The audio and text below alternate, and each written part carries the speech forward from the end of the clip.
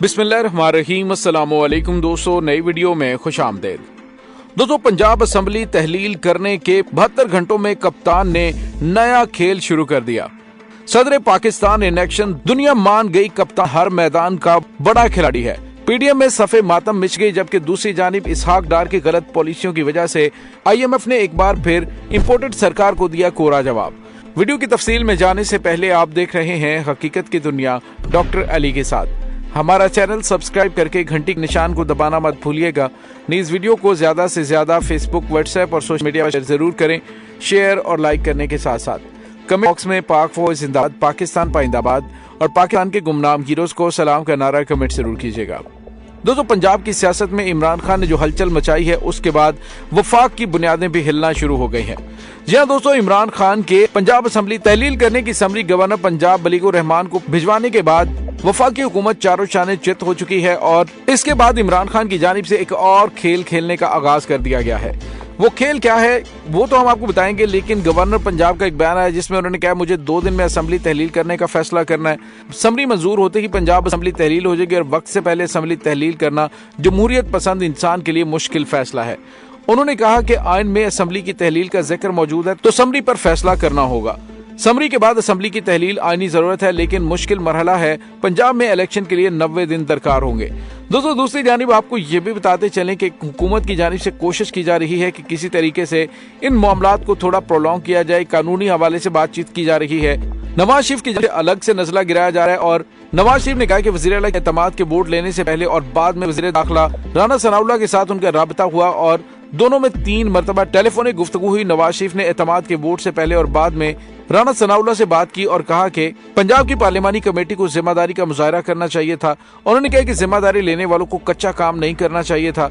राना सनाउल्लाह ने कहा कि पार्लिमानी कमेटी के इरकान की यकीन दहानी पर हमने मौकफ तब्दील किया। पार्टी तो अपने मौकफ पर कायम थी कि असम्बली टूटने दे।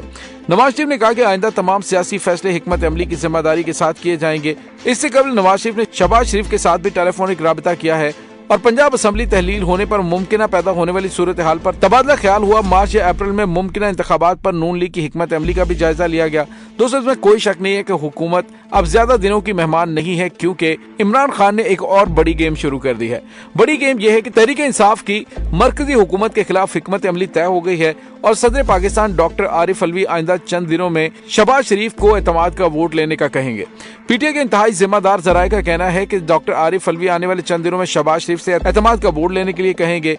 तहरीक इंसाफ के सेक्रेटरी जनरल असद उमर ने दबे लफ्जों में इसकी तस्दीक की और कहा है कि साबिक वजीर आजम और चेयरमैन तहरीक इंसाफ की रिहाइश गाह जमान पार्क लाहौर में होने वाले एक अहम तरीन इजलास में इस मामले पर गौर किया गया, जबकि सीनियर रहनुमाओं ने बराह रास्त इमरान खान को मुखातिब करते हुए सवाल किया कि आखिर हमारी क्या मजबूरी है कि सदर मुमलिकत शहबाज शरीफ से अदम एतमाद का वोट लेने का क्यों नहीं कह रहे।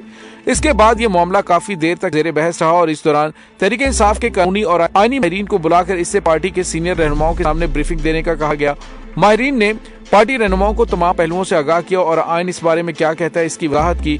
बाद अज़ां इस मामले पर निजी टीवी के प्रोग्राम में गुफ्तगू करते हुए असद उमर ने कहा कि सदर मुमलिकत आईनी सरबराह हैं और वो चाहें तो वज़ीर आज़म से एतमाद का वोट लेने का कह सकते हैं। आईनी और कानूनी माहिरीन का कहना है कि आइन जिस तरह गवर्नर को इख्तियार देता है कि वो सूबे के वज़ीर आला को एतमाद का वोट लेने की हदायत करे, इसी तरह सदर मुमलिकत भी अपने इख्तियारात को इस्तेमाल करते हुए वज़ीर आज़म को एतमाद का वोट लेने का कह सकते हैं। सियासी माहिरीन का कहना है कि अगर सदर मुमलिकत आरिफ अलवी वज़ीर आज़म शहबाज शरीफ से एतमाद का वोट लेने का कहते हैं तो वज़ीर आज़म के लिए इंतहाई मुश्किलात खड़ी हो जाएंगी और उन्हें पीडीएम की 13 इत्तेहादी जमातों की जानिब से बड़े मुतालिबात पेश किए जा सकते हैं और शहबाज शरीफ को 13 दरवाजों पर जाना पड़ेगा और हर जमात की जानिब से मुतालिबात की नई फहरिस्त उन्हें पेश की जाएगी, जो नून लीग के लिए परेशान कुन सूरत हाल होगी। वज़ीर आज़म के इंतखाब के लिए कम अज कम 172 वोटों की जरूरत होगी, जबकि शहबाज शरीफ ने 174 वोट हासिल किए थे, यानी उनकी हुकूमत सिर्फ 2 वोटों पर कायम है। तो ऐसी सूरत हाल में किसी एक भी जमात की नाराजगी से वो एतमाद का वोट हासिल करने में नाकाम हो सकते हैं, खुसूसन ऐसे हालात में कि जब Akhtar mangle, MQM, ANP, BAP और जमहूरी वतन पार्टी कई छोटी जमातों के तेवर बदल रहे हैं और वज़ीर आज़म शहबाज शरीफ से मुतअद्दिद बार नाराजगी का इजहार कर चुके हैं। और 2 दिन पहले तो MQM के तमाम धड़ों के मुत्तहिद होने पर यह भी कहा गया कि अब हम सीरियसली इत्तेहादी हुकूमत को छोड़ने का फैसला कर रहे हैं। तो दोस्तों, इमरान खान की जानिब से यह नया खेल खेलने का फैसला कर लिया गया है। पहले की हुकूमत शदीद तरीन मसाइल का शिकार है। अब अगर एतमाद का वोट लेने के लिए कहा जाएगा तो उसके बाद इनके पास भागने का कोई चारा नहीं होगा, जनरल इलेक्शंस की जानिब बढ़ा जाएगा। और दोस्तों मुमकिन तौर पर इमरान खान थोड़ा सा वेट करेंगे और उसके बाद सदर आरिफ अलवी को कहेंगे कि वो एतमाद के वोट के लिए शहबाज शरीफ से कहें। तो दोस्तों यहाँ पे आपको ये बताते चलें कि हवा के रुख बदल चुके हैं। अब पाकिस्तान के इदारों को अच्छी तरह से अंदाजा हो चुका है कि पाकिस्तानी अवाम के तेवर क्या है। इमरान खान की मकबूलियत कम करने के तमाम तर हथकंडे नाकाम हो चुके हैं। बावजूद इस इंपोर्टेड सरकार को भरपूर सपोर्ट करने के इनसे बिल्कुल वो आउटपुट नहीं मिल सकी और इनकी वाहिद कामयाबी दुनिया से भीख मांगना रह गई है, जो कह रहे हैं कि जेनेवा कॉन्फ्रेंस में हमने अरबों डॉलर के वादे हासिल किए हैं। अब उनके बारे में ये भी इंकशाफात हो रहे हैं कि उनमें से 90% रकम वो है जो पाकिस्तान कर्ज के तौर पे लेगा और 10% मदद के तौर पे मिल रही है।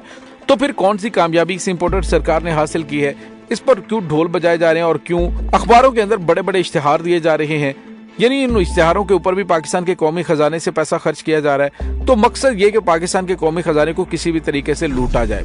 दोस्तों दूसरी जानिब आपको ये भी बताते चलें कि माली बदहाली और कमर तोड़ महंगाई के इस बदतरीन दौर में वजारत खजाना की जानिब से प्रिंट और इलेक्ट्रॉनिक मीडिया पर एक इश्तिहार चलवाया गया। उस इश्तिहार में हमें ये यकीन दिलाने की कोशिश की गई कि मुल्क की मईशत बहाली की जानिब गामजन है। ये इश्तिहार दावा करता है कि पाकिस्तान को डिफॉल्ट से बचा लिया गया है और मईशत मुस्तहकम हो रही है। दोस्तों लगता है कि जैसे हमारे वजीर खजाना बदतरीन मुआशी बहरान को तस्लीम करने से इनकारी हैं या फिर वो अदादो शुमार का वही फरसूदा खेल खेल रहे हैं। अगर हुकूमत ये सोच रही है कि वो गलत अदादो शुमार दिखाकर अपना खोया हुआ सियासी सरमाया वापस हासिल कर सकते हैं, तो ये इनकी बहुत बड़ी भूल साबित होगी। ये दावे हकीकत से बहुत दूर हैं। ना हम डिफॉल्ट के खतरे से बाहर आए और ना ही हमारी मुआशी बहाली के इम्कानात मौजूद हैं। रुपए की कदर में इस्तेहकाम का दावा कौम के साथ सबसे बड़ा मजाक है और इस दावे से वजीर खजाना इसहाक डार का डॉलर की कीमत मसनूई तौर पर कम करने के जुनून की भी अक्कासी होती है। IMF के साथ बेल आउट पैकेज की अगली किस्त के लिए मुज़ाकरात भी इसी वजह से तातुल का शिकार हैं, जबकि मुज़ाकरात का अगला दौर पहले से 2 माह मजीद ताखीर का शिकार है। तो दोस्तों बढ़ते हुए टैक्स रेवेन्यू की शरह और कम होती सब्सिडीज जैसे इकदाम के अलावा रुपए की कदर में भी IMF से मुज़ाकरात की बहाली की एक अहम शर्त है। सियासी वजूहात की बिना पर हमारी हुकूमत सख्त लेकिन जरूरी इकदाम लेने से गुरेज कर रही है।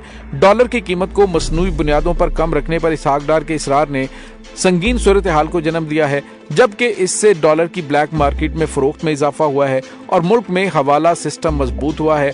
सरकारी और ओपन मार्केट में डॉलर की कीमतों में फर्क बैंकिंग चैनल्स के जरिए भेजे जाने वाली तरसीलात में बड़ी कमी का बायस बना है और वजीर खजाना का रुपए की कदर को बेहतर करने के इस तरीके से मुल्क को शदीद नुकसान पहुंचा है।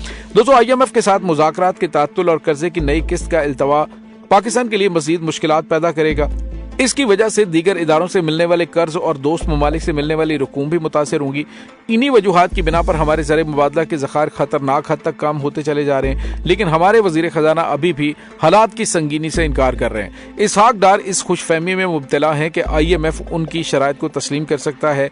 नई इत्तेहादी हुकूमत के लिए टैक्स शरह बढ़ाकर महंगाई को बढ़ाना काफ़ी मुश्किल हो गया है और वो इस हवाले से शदीद मुखालिफत का सामना कर रही हैं। बिलाशुबा इससे अवाम की मुश्किलात में मजीद इजाफा होगा, लेकिन हुकूमत के पास ये कड़वी गोली निगलने के अलावा कोई चारा भी नहीं।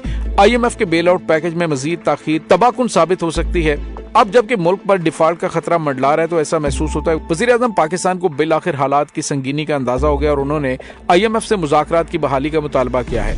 लेकिन शायद हुकूमत की जानिब से IMF की शराइत पर अमल दरामद का वादा किए बगैर बाज़ाब्ता तौर पर मुज़ाकरात की बहाली का कोई इम्कान मौजूद नहीं है।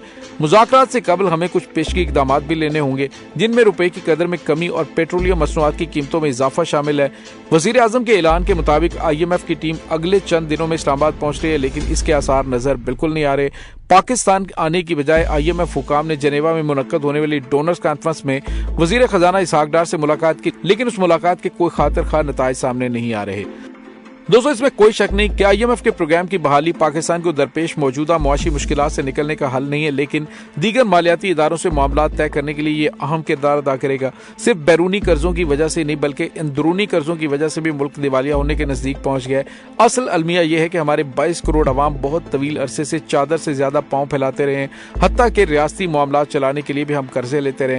ये पहला मौका नहीं कि हमारा मुल्क मालियाती तबाही के दहाने पर है। हमने मुतअद्दिद बार खुद को मुआशी ICU में पाया, लेकिन हम बैरूनी इमदाद की वजह से उससे बाहर आ गए थे। अब इसी उम्मीद पर हम जी रहे हैं कि हमारे बैरूनी सहूलतकार हमें मुश्किल से निकाल लें। शायद हम इस हालिया मुआशी बहरान से निकलने में कामयाब हो जाएं, लेकिन हम एक बार फिर मुस्तकबिल में इसका शिकार हो सकते हैं। इसके लिए खतरा अभी टला नहीं है। तो दोस्तों इस तमाम सूरत हाल के बारे में आपका क्या कहना है, कमेंट सेक्शन में अपने ख्यालात का इजहार जरूर कीजिएगा। इंशाल्लाह बहुत जल्द मिलते हैं एक नई वीडियो में। तब तक के लिए अपना बहुत सारा ख्याल रखिएगा। पाक फौज जिंदाबाद, पाकिस्तान पाइंदाबाद, पाकिस्तान के गुमनाम हीरोज को सलाम। अल्लाह वारिस।